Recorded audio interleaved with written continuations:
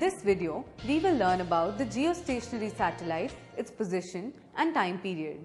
A geostationary satellite moves in a circular orbit in the equatorial plane of an approximate distance of 4.22 into 10 to the power 4 kilometers from the Earth's center. The time period of such a satellite is 24 hours.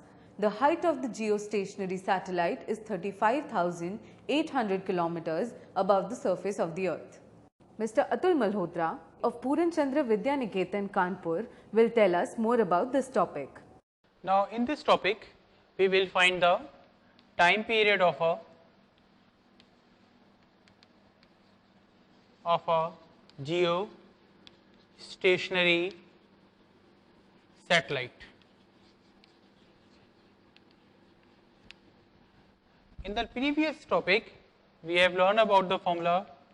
The time period of satellite is given as t is equal to 2 pi in the bracket capital R plus h raised to the power 3 by 2 upon under root g r square. For the geostationary satellite, the time period is 24 hours. So, to calculate the height, we will place these values. T, in the place of t, we will write 24 hours into minute into converted to 60 seconds. To place the value of pi, that is 22 by 7, this will give you r plus h raised to the power 3 by 2 under root.